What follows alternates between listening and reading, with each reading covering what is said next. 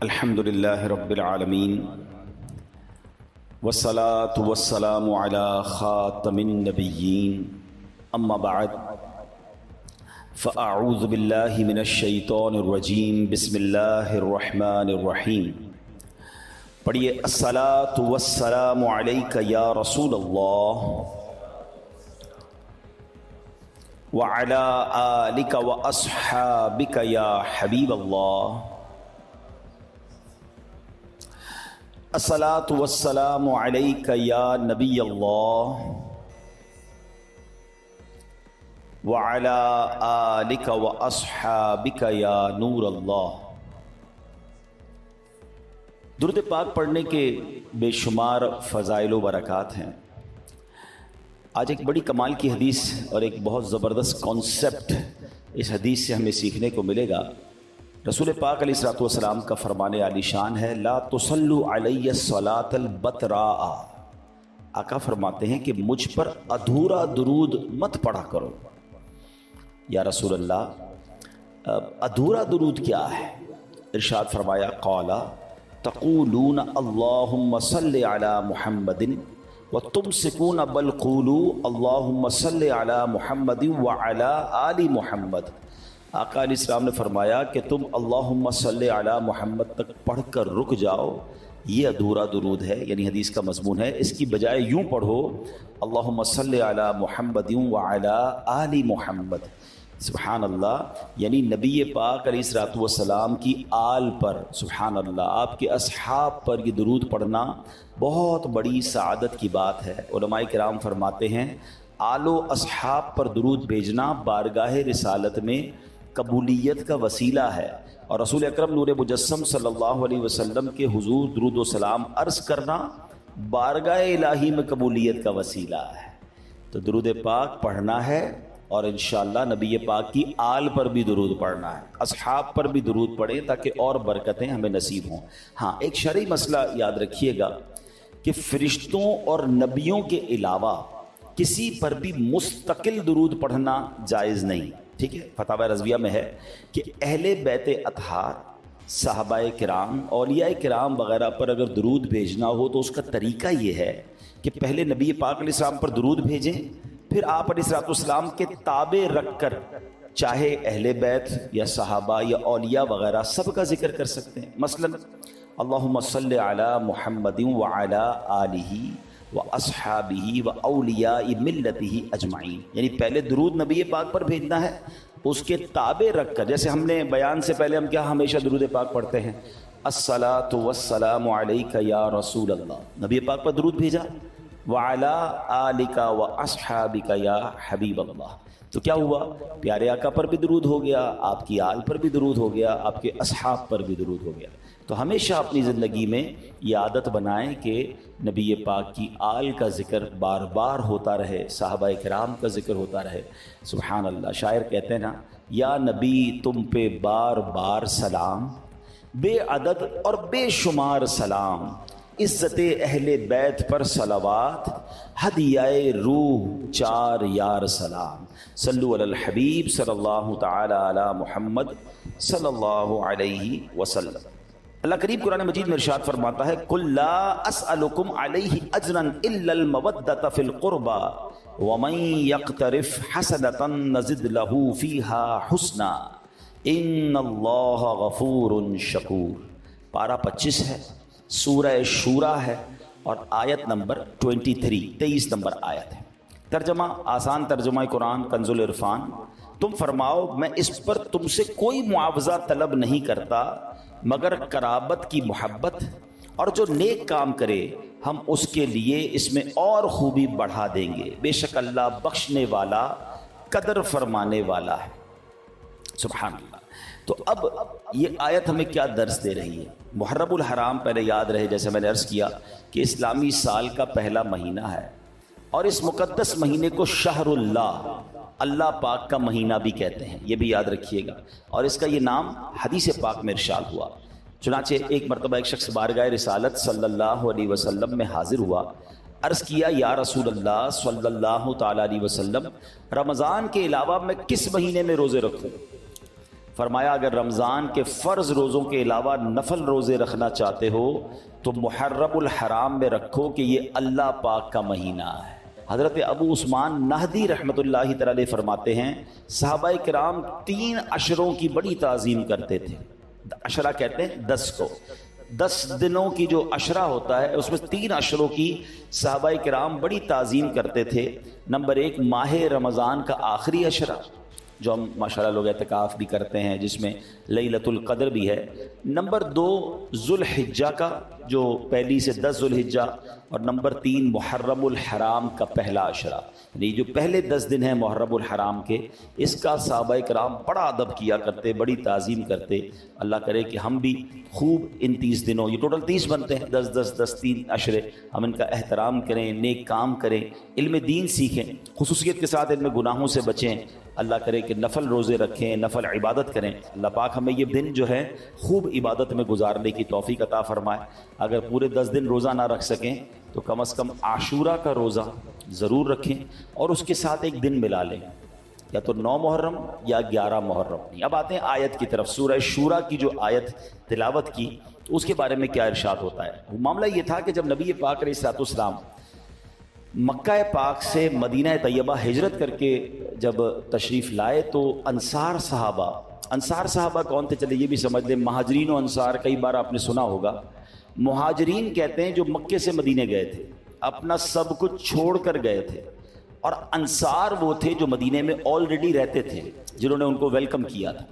تو نبی پاک جب مکے سے مدینے پہنچے تو جو انصار صحابہ تھے انہوں نے دیکھا کہ سرکار دو عالم علیہ الصلوۃ والسلام کے پاس ظاہری مال و اسباب نہیں ہیں، یعنی نبی پاک کوئی بہت زیادہ پیسے اور بہت سارا سامان، ہم گھر شفٹ کرتے ہیں تو سامان بھی لے کے جاتے ہیں، کچھ لوگوں کو تو ٹرک اور سزوکیاں بھر کے جاتی ہیں، مگر ایسا نہیں ہوا تھا۔ صحابہ کرام اور نبی پاک علیہ الصلوۃ والسلام مکے سے جب مدینے ہجرت کی تھی تو کچھ بھی نہیں لے کر گئے، کیونکہ وہاں تو ظلم تھا، چھپ چھپا کے تو سفر ہوا تھا۔ تو اب جب وہاں کے صحابہ نے دیکھا کہ نبی پاک کے پاس تو بظاہر کوئی اسباب ہی نہیں ہے، تو انہوں نے کیا کیا کہ کچھ لوگوں نے کچھ چیزیں جمع کی اور سرکار دو عالم علیہ الصلوۃ والسلام کی بارگاہ میں لے کر آئے کہ حضور آپ ہی کے صدقے ایمان ملا ہے، آپ ہی کے صدقے اللہ کی پہچان ملی ہے، آپ نے ہم پر اتنے احسان کیے ہیں، یہ چھوٹا سا تحفہ حضور آپ کی بارگاہ میں ہم لے کر آئے، چھوٹا سا نذرانہ لے کر آئے۔ سبحان اللہ۔ نبی پاک علیہ الصلوۃ والسلام کی اس کیفیت کے بارے میں شاعر کیا خوب لکھتے ہیں کہ مالک کونین ہیں گو پاس کچھ رکھتے نہیں، مالک کونین ہیں گو پاس کچھ رکھتے نہیں، دو جہاں کی نعمتیں ہیں ان کے خالی ہاتھوں میں ہیں۔ آپ تو اللہ کے حبیب ہیں نا، خود فرما چکے ہیں کہ اگر میں یہ چاہوں، حدیث پاک کا خلاصہ ہے کہ یہ مکے کے پہاڑ میرے ساتھ سونے کے بن کر چلنا شروع ہو جائے۔ نبی پاک کی تو شان ہی نرالی تھی نا کہ آپ اشارہ فرماتے ہیں، مگر یہ جو آپ کا جو فقر تھا نا، یعنی یہ جو آپ کی سادگی تھی، یہ آپ کی جو غربت والے معاملات تھے، یہ نبی پاک کے اختیاری معاملات تھے۔ بڑی اہم بات ہے، ہم میں سے کوئی خود غریب ہو اور وہ کہے میں صبر کر رہا ہوں، یہ کمال نہیں ہے، ٹھیک ہے یہ بھی اچھی بات ہے، مگر ایک شخص وہ ہو کہ جس کے پاس دنیا کی ساری نعمتیں ہوں مگر وہ فقر والی زندگی گزارے، وہ غریبوں والی زندگی گزارے، وہ سادگی والی زندگی گزارے، یہ کمال تھا سرکار دو عالم علیہ الصلوۃ والسلام کا۔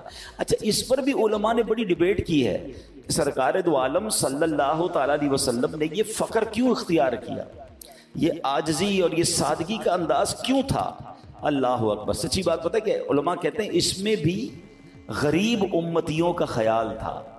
اب سوچئے اگر نبی پاک علیہ الصلوۃ والسلام بادشاہوں والی زندگی گزار سکتے تھے، اللہ کی ساری کائنات ہی بنائی گئی نبی پاک کے صدقے، نبی پاک کی وجہ سے، آپ وجہ تخلیق کائنات ہیں، ہی از دا ریزن آف دا اول کریشن، اور یہ رب فرماتا ہے لولا کلما خلقت الافلاق، اے محبوب اگر تجھے نہ بناتا تو یہ کائنات ہی نہ بناتا، نبی پاک کی وجہ سے۔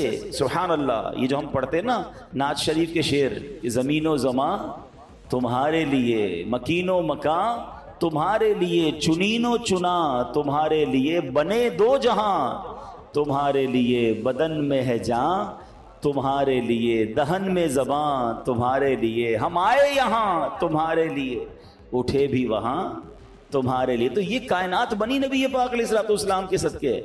تو رب نے جس حبیب کے لیے کائنات بنائی، جیسا عرض کرتے اللہ کی طرف سے عطا ہو جاتا۔ تو اب ذرا ریئلائز کریں کہ اگر سرکار دو عالم علیہ الصلوۃ والسلام بادشاہوں والی زندگی گزارتے، آپ کا بڑا محل ہوتا، آپ کے قیمتی کپڑے ہوتے، آپ قیمتی خوشبو لگاتے، قیمتی سواریوں پہ سفر کرتے، تو پھر جو غریب امتی ہوتے وہ یہ سنتوں پر عمل کیسے کرتے ہیں؟ پھر ہمیں بھی سنت پر عمل کرنے کے لیے بڑا بنگلہ لینا پڑتا، تو بڑی گاڑی لینی پڑتی، تو بڑی جناب خرچے کرنے پڑتے، تو غریب تو سنت سے رہ جاتا۔ تو نبی پاک کی سنت کیا ہے؟ چٹائی پر سونا ہے۔ پیارے آقا کی سنت کیا ہے؟ جو کی روٹی ہے، کھجور کھانا ہے۔ نبی پاک سادہ کپڑے پہنتے۔ تو سبحان اللہ فرمایا کہ یہ نبی پاک تو سبحان اللہ سب کے آقا ہے نا، ایسی زندگی گزاری کہ غریب امتی اس پر عمل کر لے تو سنت کا ثواب بھی مل جائے، اس کے دل کو دلاسا بھی مل جائے کہ میرے آقا بھی تو ایسے ہی تھے۔ اور امیر سادگی پر عمل کرنا چاہے تو وہ بھی کر سکتا ہے۔ امیر کو تو صرف اپنی لیوش لائف کو تھوڑا کم کرنا ہوگا نا سنت پر عمل کرنے کے لیے، غریب کو تو کچھ نہیں کرنا پڑے گا، اور اس کو تسلی بھی رہے گی کہ میں اگر غربت میں ہوں تو سرکار دو عالم علیہ الصلوۃ والسلام کی لائف کیا تھی۔ بلکہ سچی بات یہ ہے کہ جیسی زندگی نبی پاک نے گزاری نا، ایسی تو ہم اب بھی نہیں گزار رہے، ہمارے غریب بھی نہیں گزار رہے۔ کیوں؟ سرکار کا علیہ الصلوۃ والسلام کا انداز کیا تھا کہ 3 دن تک بعض اوقات آپ کے گھر میں چولہا نہیں جلتا تھا، کبھی جو کی موٹی روٹی تو کبھی کھجور پانی، تیرا ایسا سادہ کھانا مدنی مدینے والے، ہے چٹائی کا بچھونا کبھی خاک ہی پہ سونا، کبھی ہاتھ کا سرہانا مدنی مدینے والے، تیری سادگی پہ لاکھوں، تیری عاجزی پہ لاکھوں، ہوں سلام عاجزانہ مدنی مدینے والے۔ تو بہرحال صحابہ کرام نے اپنے طور پر نذرانے لے آئے کہ حضور آپ کے پاس بظاہر ہم نے دیکھا کچھ اسباب نہیں ہیں، اور ہمارا سب کچھ آپ کا ہی ہے، آپ کے صدقے تو ہمیں ایمان ملا ہے۔ تو نبی پاک علیہ الصلوۃ والسلام نے جو جواب دیا نا، قرآن کی اصل میں آیت نازل ہوئی، ارشاد ہوا کل، تم فرماؤ، کیا فرمانا ہے؟ لا اسألکم علیہ اجرا، میں اس پر تم سے کوئی معاوضہ طلب نہیں کرتا، یعنی میں نے تمہیں دین سکھایا، کلمہ پڑھایا، جہالت کے اندھیروں سے نکال کر اسلام کا نور عطا کیا، تمہیں گمراہی کے گھڑے سے نکال کر ہدایتوں کا چراغ بنا دیا، اب بھی دن رات تمہیں دین سکھاتا ہوں۔ اے میرے صحابہ، اس پر میں تم سے کوئی بدلہ نہیں چاہتا، نہ مجھے مال کی حاجت ہے، نہ مجھے محلات اور دنیاوی عیش و آرام کی چاہت ہے، میں رب کا محبوب ہوں، جنت کا مالک ہوں، مجھے اس دنیا سے کیا غرض ہے؟ نبی پاک کو کس چیز کی ضرورت تھی؟ کیا صحابہ سے کہا مجھے کچھ نہیں چاہیے، مگر آگے کیا فرمایا؟ الا المودۃ فی القربى، مگر قرابت کی محبت، یعنی میں تم سے اجرت کچھ نہیں چاہتا، ہاں ایک بات ہے جو تبلیغ و ہدایت کی اجرت نہیں، مگر تم پر لازم ہے کہ میرے قرابت داروں سے محبت رکھو، یعنی اب میری آل سے محبت رکھو، یہ تم پر لازم ہے۔ پھر آگے فرمایا، قرآن کہتا ہے وَمَن يَقْتَرِفْ حَسَنَةً نَزِدْ لَهُ فِيهَا حُسْنًا ان اللہ غفور شکور، اور جو نیک کام کرے ہم اس کے لیے اس میں اور خوبی بڑھا دیں گے، بے شک اللہ بخشنے والا قدر فرمانے والا ہے۔ آیت کریمہ کے اس حصے کی تفسیر علماء کرام نے یہ فرمائی کہ جو بندہ نیکی کرے، کون سی نیکی؟ نبی پاک علیہ الصلوۃ والسلام کے قرابت داروں سے محبت کی نیکی، یعنی جو اہل بیت سے محبت کرے اللہ پاک اسے مزید نیکیوں کی توفیق نصیب فرمائے گا، بے شک اللہ بخشنے والا قدر فرمانے والا ہے۔ یعنی قرآن پکار پکار کر ہمیں نبی پاک کی آل سے، اہل بیت سے محبت کا درس بھی دے رہا ہے، اور بتا بھی رہا ہے کہ جس نے اس پر عمل کیا سبحان اللہ پھر اسے خوب اجر بھی عطا کیا جائے گا، انشاءاللہ اس کی بخشش بھی ہو جائے گی۔ شاعر لکھتے ہیں نا، قلب میں عشق آل رکھا ہے، خوب اس کو سنبھال رکھا ہے، شکریہ تم نے آل کا صدقہ میری جھولی میں ڈال رکھا ہے، کیوں جہنم میں جاؤں سینے میں عشق اصحاب و آل رکھا ہے۔ تو اے میرے پیارے اسلامی بھائیوں، نبی پاک علیہ الصلوۃ والسلام کے قرابت داروں، آپ کے اہل بیت، آپ کی آل اولاد، آپ کی ازواج مطہرات، یعنی ہم سب مسلمانوں کی پاک ماؤں سے محبت و عقیدت کا حکم ہمیں قرآن دے رہا ہے۔ اس آیت کریمہ میں ہمیں 2 چیزیں بڑی اہم سیکھنی ہیں۔ پہلی بات تو یہ سیکھنے کو ملتی ہے کہ سرکار عالی وقار، مکی مدنی تاجدار صلی اللہ تعالی علیہ وسلم کی نسبت بہت کمال کی دولت ہے۔ دیکھیے، آپ علیہ الصلوۃ والسلام کے قرابت داروں کی محبت ایمان کے فرائض میں شامل کی گئی ہے۔ اس میں کیا حکمت ہے؟ اس کا کیا سبب؟ What is the reason behind this? تو سمجھیے گا، صرف یہ نہیں کہ انہیں رسولوں کے سردار نبی پاک علیہ الصلوۃ والسلام سے نسبت اور تعلق حاصل ہے، ایک ہی بات ہے نا، کیا ہے کہ انہیں پیارے آقا علیہ الصلوۃ والسلام سے چونکہ نسبت حاصل ہے تو سبحان اللہ ان سے محبت جو ہے، ان کا ادب جو ہے، یہ ہمارے اب ایمان کا تقاضا بن گیا ہے۔ اور نسبت سرکار کیا ہے سنیے گا، ایک بار سرکار دو عالم علیہ الصلوۃ والسلام کی پھوپھی جان حضرت صفیہ رضی اللہ تعالیٰ عنہ، ان کو کسی نے کہہ دیا کہ اے صفیہ، اللہ پاک کی بارگاہ میں آپ کو نبی پاک علیہ الصلوۃ والسلام کی رشتہ داری کوئی فائدہ نہ دے گی۔ جب حضرت صفیہ نے یہ سنا تو آپ بڑی غمزدہ ہو گئیں، اور سرکار دو عالم علیہ الصلوۃ والسلام تک جب یہ خبر پہنچی تو نبی پاک علیہ الصلوۃ والسلام پر ایک جلال کی کیفیت طاری ہوئی۔ حضرت بلال سے فرمایا اے بلال لوگوں کو جمع کرو۔ نبی پاک علیہ الصلوۃ والسلام کے حکم پر مدینے کے لوگوں کو جمع کیا گیا۔ سرکار دو عالم علیہ الصلوۃ والسلام ممبر پر تشریف فرما ہوئے اور اللہ پاک کی حمد و ثنا بیان کی اور فرمایا کیا حال ہے ان لوگوں کا جو یہ گمان کرتے ہیں کہ میری رشتہ داری فائدہ نہیں دے گی۔ قیامت کے دن ہر حسب و نسب یعنی نسبی اور سسرالی رشتہ ٹوٹ جائے گا، مگر میرا سبب اور نسب کہ وہ دنیا اور آخرت میں جڑا ہوا ہے، یعنی قیامت کے دن سارے رشتے ختم ہو جائیں گے، مگر نبی پاک سے جو رشتہ ہے، جو آپ کی آل آپ کے قرابت داروں کا رشتہ ہے، وہ قیامت کے دن بھی باقی رہے گا۔ علامہ سید ابن عابدین شامی رحمۃ اللہ تعالی علیہ فرماتے ہیں تقریباً انہی الفاظ کی حدیث کئی سندوں سے مروی ہے، اس کے علاوہ بہت ساری احادیث ہیں جن سے ثابت ہوتا ہے کہ نبی پاک علیہ الصلوۃ والسلام کا جو نسب پاک آپ کی اولاد کو ضرور نفع پہنچائے گا، یہ دنیا سے اچھے حال میں رخصت ہوں گے، آخرت میں نجات پائیں گے۔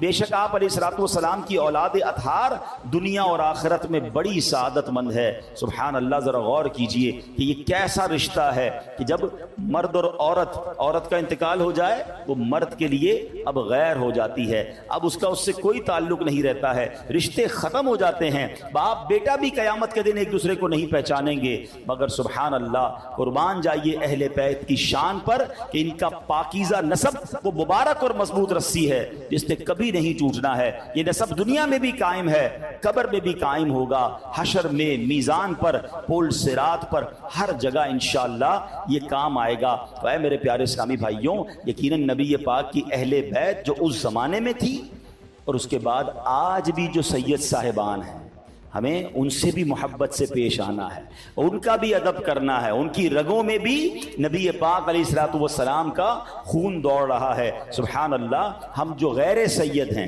بڑی اہم بات کہنے جا رہا ہوں، ہم ہزاروں سال اللہ پاک کی بے ریا عبادت کریں، بغیر دکھلاوے والی ہزاروں سال عبادت کر لینا اور ساری زندگی سجدے میں گزار دیں، ہمیں وہ شرف حاصل نہیں ہو سکتا جو سید زادوں کو حاصل ہے، کیونکہ سید زادے نبی پاک کے جسم پاک کا حصہ ہیں، ان کی رگوں میں دوڑنے والا خون رسول ہاشمی صلی اللہ تعالیٰ علیہ وسلم کا خون ہے، اور غیر سید کو یہ نسب اور یہ برکت حاصل نہیں ہو سکتی ہے۔ یہ بات ہمیشہ ایڈمٹ رکھنی ہے کہ آل رسول کی شان ہی نرالی ہے، اور ہمارے بزرگان دین، ہمارے صحابہ نے اس کو اسی انداز سے ٹریٹ کیا، اپنے دور میں جس طرح وہ آل رسول سے پیار کرتے تھے، یہ ہم سب کے لیے درس ہے۔ بریلی کے تاجدار امام عشق و محبت اعلیٰ حضرت نے صرف زبانی نہیں کہا، آپ نے تو کئی مواقع پر پروف کیا۔ کیا خوبصورت شعر ہے کہ تیری نسل پاک میں ہے بچہ بچہ نور کا،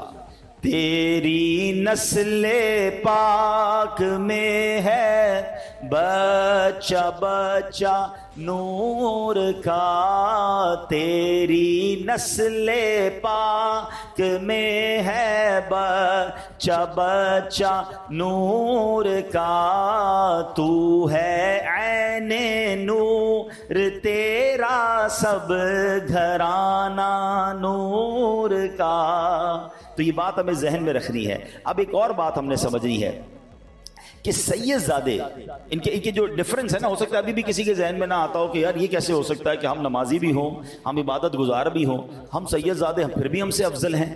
سنیے، سید زادے اللہ معاف کرے اگر کوئی نمازی بھی نہیں ہے، ٹھیک ہے، عبادت نہیں کر رہے، لیکن انہیں زکوٰۃ دینا پھر بھی حرام ہے۔ بے شک بے نمازی سید ہو، ایسا ہونا نہیں چاہیے، سید زادوں کو تو ہم سے زیادہ عبادت کرنی چاہیے کہ آپ کو تو وہ شرف حاصل ہے کہ آپ تو آل رسول ہیں، آپ تو رول ماڈل ہونے چاہیے ہم سب کے لیے۔ لیکن میں سمجھانے کے لیے عرض کر رہا ہوں کہ اگر کوئی سید زادہ بے نمازی ہے تو انہیں زکوٰۃ دینا حرام ہے. کیوں؟ اس لیے کہ زکوٰۃ مال کا میل ہے اور سید زادے حضور علیہ الصلوۃ والسلام کی اولاد ہونے کے سبب پاک ہیں، لہٰذا انہیں مال کا میل نہیں دیا جا سکتا. اللہ پاک نے سیدہ فاطمہ رضی اللہ تعالیٰ عنہا کی اولاد پر جہنم حرام فرما دی ہے.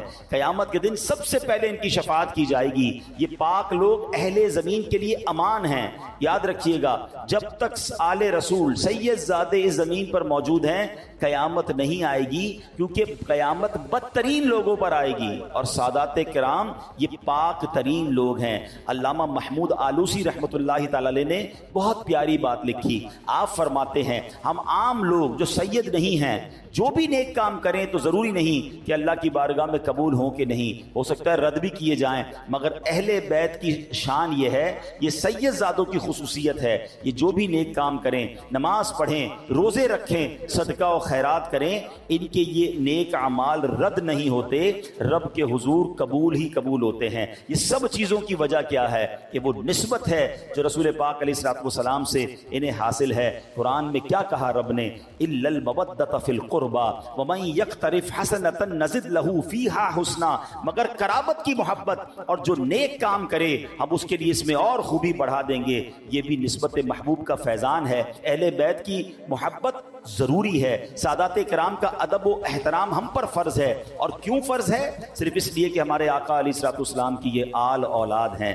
اب ذرا سوچئے گا، علامہ یوسف بن اسماعیل نبہانی رحمۃ اللہ تعالی علیہ نے اپنی کتاب میں ایک بڑا کمال کا واقعہ لکھا کہ ایک بڑا امیر شخص تھا، وہ سادات کرام کی بڑی عزت کرتا تھا. جب بھی کوئی سید زادہ آ جاتا اس کو اپنی محفل میں سب سے اچھی سب سے اونچی نشست پر بٹھاتا تھا. ایک بار ایسی محفل جاری تھی تو ایک بہت ہی پڑھا لکھا اس زمانے کا یوں سمجھیے کہ ڈگری ہولڈر بندہ آ گیا، آج کا کوئی پروفیسر سمجھ لیں. تو انہوں نے اس کو بھی بڑی اچھی سی جگہ پر بٹھایا، مگر سید زادے کی سیٹ سب سے اچھی سب سے اونچی تھی. تو اب کیا ہوا کہ وہ جو شخص تھا اس کے دل میں خیال آیا کہ یہ صرف سید ہی تو ہیں، اتنے پڑھے لکھے تو نہیں جتنا میں پڑھا لکھا ہوں، تو ہماری سیٹ بڑی ہونی چاہیے تھی، ہمیں زیادہ عزت دینی چاہیے تھی. اس نے زبان سے اس کا اظہار بھی کر دیا. تو اس جو شخصیت تھی جس کے گھر پہ محفل تھی، امیر و کبیر جو آدمی تھا، اس نے کچھ بھی نہیں کہا. تھوڑا سا محفل ختم ہو گئی تو اس نے امیر شخص کو کہا کہ آپ کا بیٹا کیا کرتا ہے؟ کہا میرا بیٹا بھی پڑھتا ہے. اچھا کون سی کلاس میں؟ بتایا فلاں کلاس میں.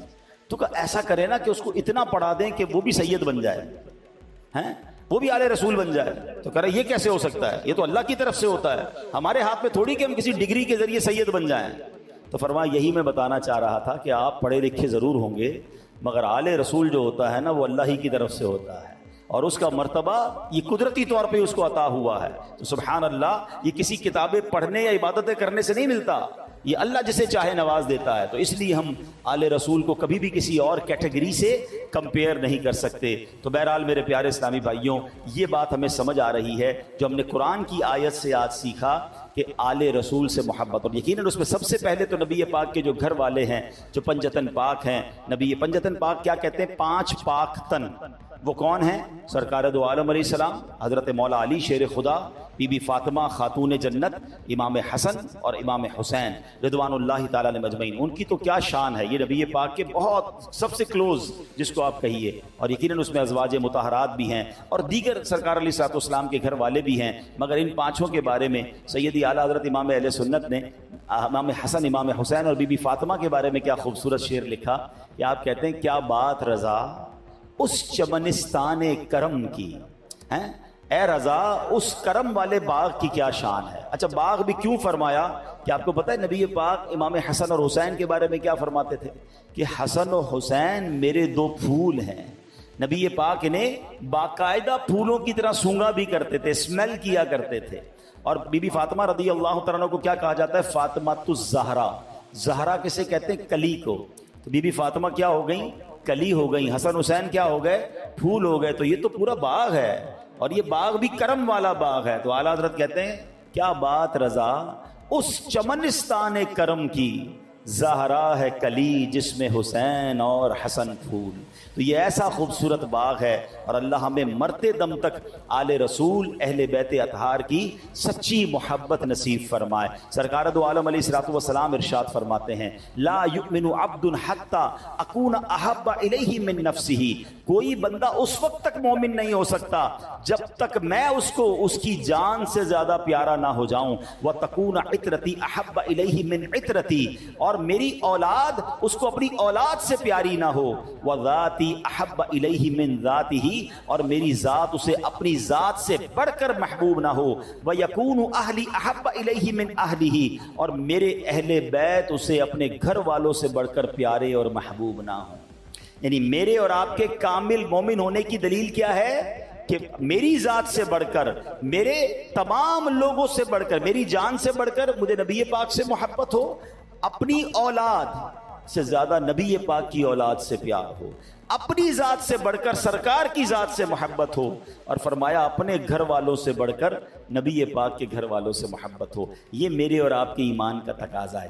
یقیناً نبی پاک سے محبت کرنی ہے تو سب سے بڑھ کر کرنی ہے, تو ہمیں سرکار علیہ الصلوۃ والسلام کی آل اور آپ کے اہل بیت سے دل و جان سے محبت کرنی ہے. ایک اور روایت میں ہے جو اللہ پاک سے محبت کرتا ہے, اب ذرا ترتیب سنیے گا, جو اللہ پاک سے محبت کرتا ہے وہ قرآن سے محبت کرتا ہے. جو قرآن سے محبت کرتا ہے نبی پاک فرماتے ہیں وہ مجھ سے محبت کرتا ہے. جو مجھ سے محبت رکھتا ہے وہ میرے اصحاب اور قرابت داروں سے محبت رکھتا ہے. اس کا مطلب یہ ہوا کہ صحابہ اور اہل بیت سے پیار کرنا یہ رسول پاک سے پیار کرنا ہے. رسول پاک سے پیار کرنا یہ قرآن سے پیار کرنا ہے, اور جو قرآن سے پیار کرتا ہے وہ اللہ سے پیار کرتا ہے. تو ہمیں قرآن کو بھی تھامنا ہے, سنت کو بھی تھامنا ہے, اور اصحاب و اہل بیت سے بھی پیار کرنا ہے. ایک بڑی آج کل کے زمانے میں ایک عجب سا فینومینا چل پڑا ہے کہ کچھ لوگ صرف صحابہ کی بات کرتے ہیں, اہل بیت کی بات نہیں کرتے. کچھ لوگ صرف اہل بیت کی بات کرتے ہیں, صحابہ کی بات نہیں کرتے. ایسا نہیں ہونا چاہیے. یہ دونوں ہماری آنکھیں ہیں, ہاں یہ ہمارے سر کے تاج ہیں, یہ نبی پاک کے ساتھ ہی ہیں. ہم کیسے کہ ان کے بارے میں کوئی مائنس بات اپنے ذہن میں لا سکتے ہیں؟ ٹھیک ہے, پہلے دو حدیثیں سنیے گا. سرکار دو عالم علیہ الصلوۃ والسلام اپنے صحابہ کے بارے میں کیا کہتے ہیں؟ اصحابی کالنجوم فبأیہم اقتدیتم اہتدیتم. میرے صحابہ ستاروں کی مانند ہیں, ان میں سے جن کی بھی اقتدا کرو گے ہدایت پا جاؤ. They are like stars. ٹھیک ہے, اور اپنی اہل بیت کے بارے میں کیا فرماتے ہیں؟ حدیث پاک کا مضمون ہے کہ میری اہل بیت امت کے لیے کشتی نوح کی مانند ہے. جو اس کشتی میں سوار ہوگا اس کا بیڑا پار ہو جائے گا, وہ کنارے لگ جائے گا. اب سبحان اللہ غور کیجئے, صحابہ کیا ہیں؟ ستارے ہیں, اور اہل بیت کیا ہے؟ وہ کشتی ہے. اب اگر جو پہلے کے لوگ تھوڑا سا جن کو تاریخ پڑھی ہو, اب تو کمپاس وغیرہ آ گئے ہیں, مگر پہلے جب کشتی کنارے لگانی ہوتی تھی نا, سمندر کا سفر کرنا ہوتا تھا, تو دو چیزوں کی ضرورت ہوتی تھی, اچھی کشتی ہو اور ستارے نظر آ رہے ہوں. تو اسی سے راستہ لوگ ڈھونڈ کر اپنا سفر طے کیا کرتے تھے. بریلی کے تاجدار اعلیٰ حضرت نے مسئلہ ہی حل کر دیا کہ اے اہل سنت والوں, تمہارا بیڑا پار ہو جانا ہے, تمہاری کشتی بھی بڑی پیاری ہے, تمہارے ستارے بھی بڑے پیارے ہیں, تمہیں صحابہ سے بھی پیار ہے, تمہیں اہل بیت سے بھی پیار ہے. اعلیٰ حضرت کہتے ہیں اہل سنت کا ہے بیڑا پار, اصحاب حضور نجم ہیں, اور ناؤ ہے عطرت رسول اللہ کی. اصحاب حضور نجم ہیں, ستارے ہیں, اور ناؤ ہے عطرت رسول اللہ کی. تو اپنے دل میں اصحاب و اہل بیت کی محبت خوب بڑھائیے. اچھا, اب یہ تو یقیناً نبی پاک کے گھرانے سے تو ہمیں محبت ہے. ہماری جو امہات المومنین ہیں وہ ہماری مومنین کی مائیں ہیں, ہمیں ان سے بہت ادب کے ساتھ ان کی عزت و احترام کرنا ہے. مگر اب سوال یہ ہے کہ جو آل رسول ہمارے درمیان ہمارے وطن میں ہیں, سید صاحبان, ہمیں ان کی بھی خدمت کرنی چاہیے, ان سے بھی ادب سے پیش آنا چاہیے. کوشش کریں, جو ماشاءاللہ مالدار لوگ بیٹھے ہیں, اگر آپ کے یہاں کوئی ملازم ہے اور وہ آل رسول بھی ہیں تو آپ ان کو نذرانے کے طور پر رقم پیش کریں, زیادہ کام انہیں نہ دیں, تھوڑا اسے احترام اور ادب سے بات کریں.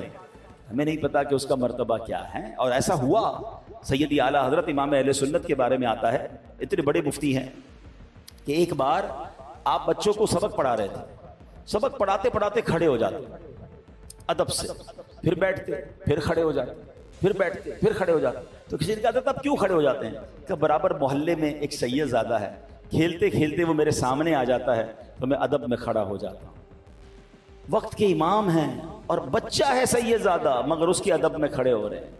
آج ہمیں پتہ ہی نہیں کہ ہمارے ساتھ کون سید ہے اور جس طرح چاہے اس کو الٹا سیدھا بول دیتے ہیں. نہیں، اعلیٰ حضرت امام اہل سنت کے ایک اور انداز یہ تھا کہ جب بھی کسی کو تقسیم کرتے، مثال کے طور پہ ہم لنگر تقسیم کر رہے ہیں، مٹھائی تقسیم کر رہے ہیں اور کوئی سید آ جائے تو اس کو ڈبل پیش کرتے کہ آپ آل رسول ہیں، آپ کو 2 دیں گے. یہ ادب کرنے کا ایک انداز ہے. سبحان اللہ. وہ واقعہ تو کتنا نرالا ہے، وقت کم ہے، میں تفصیل سے تو نہیں سنا سکوں گا، مگر کئی لوگوں نے سنا ہوگا کہ اس زمانے میں جب 100 سال پرانی بات ہے تو گاڑیاں نہیں ہوتی تھی اتنی زیادہ، تو علماء کرام کو بلانے کے لیے ڈولیاں بھیجی جاتی تھی ہیں. تو اعلیٰ حضرت کو بھی ایک بیان میں لے جانا تھا تو ڈولی بھیجی گئی، کاندھے پر 4 مزدور اسے اٹھایا کرتے تھے.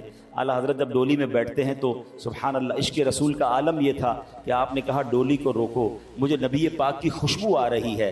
تو پتہ چلا، کہا کیوں؟ فرمایا 4 میں سے کوئی ایک سید ضرور ہوگا. کیسا عشق رسول تھا کہ نبی پاک کی آل کی خوشبو آ جاتی تھی. ایک غریب مزدور آگے آیا، کہتا حضور میں ہی سید ہوں، کیا مجھ سے غلطی ہو گئی ہے؟ فرمایا غلطی تم سے نہیں، احمد رضا سے ہو گئی ہے. بتاؤ تم نے کیوں ڈولی اٹھائی، مجھے کیوں کاندھے پر بٹھایا؟ نبی پاک کو میں قیامت کے دن کیا جواب دوں گا؟ پیارے آقا نے اگر مجھ سے پوچھ لیا کہ احمد رضا میری آل کے کاندھے اس لیے تھے کہ تم اس پر سواری کرتے. اللہ اکبر. وہ غریب سید زادہ کہتا ہے حضور غلطی آپ کی نہیں میری ہے، مجھے مزدوری چاہیے تھی اس لیے میں آ گیا. اعلیٰ حضرت فرماتے نہیں سید زادے، اب احمد رضا کا دل جب تک چین نہیں پائے گا جب تک تم ڈولی میں نہیں بیٹھو گے اور احمد رضا کاندھا نہیں دے گا.